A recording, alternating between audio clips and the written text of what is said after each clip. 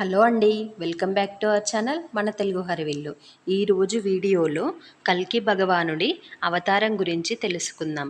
అసలు కల్కి ఎవరు? ఆయన ఈ భూమిపైకి ఎందుకు వస్తాడు?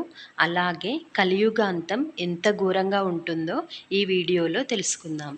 కల్కి అవతారం దశావతారములలో 10వ అవతారం అని హిందువుల విశ్వాసం.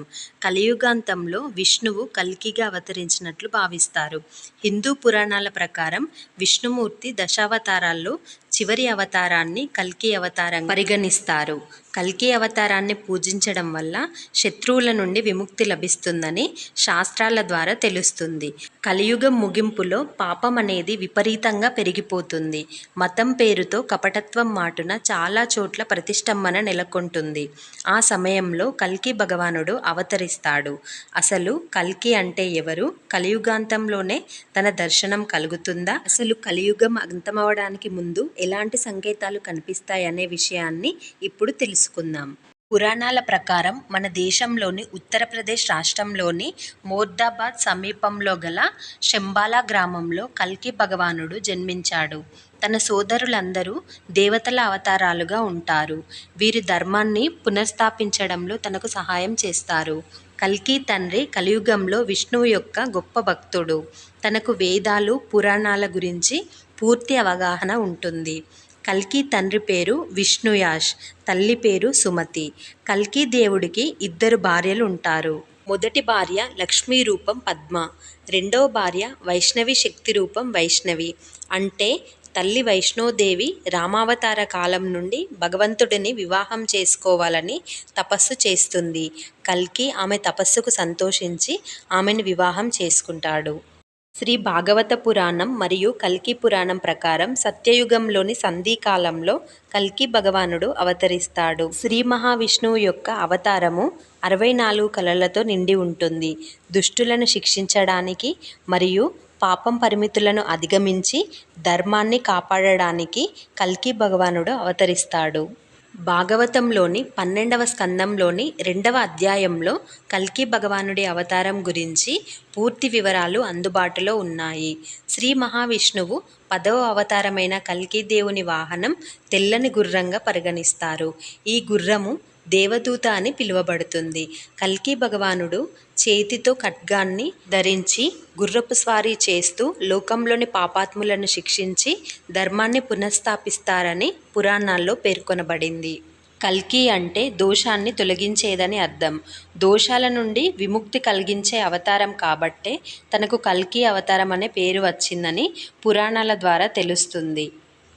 భాగవతం, విష్ణు పురాణం, బ్రహ్మవైవర్త పురాణాల ప్రకారం కలియుగం అంతమయ్యే సమయంలో కొన్ని సంకేతాలు కనిపిస్తాయి. కలియుగంలో ప్రతి ఒక్క మనిషి ఏదో ఒక రోగంతో బాధపడుతూ ఉంటాడు. నాణ్యమైన ఆహారం లభించదు. కల్తీ ఆహారమే ఎక్కువగా దొరుకుతుంది. తప్పులు చేసే వారిని కూడా క్షమిస్తారు. సత్యం, ధర్మం, నీతి, నిజాయితీ వంటి మాటలు వినిపించవు. చిన్నారులను, మహిళలను, గోవులను కఠినంగా హింసిస్తారు.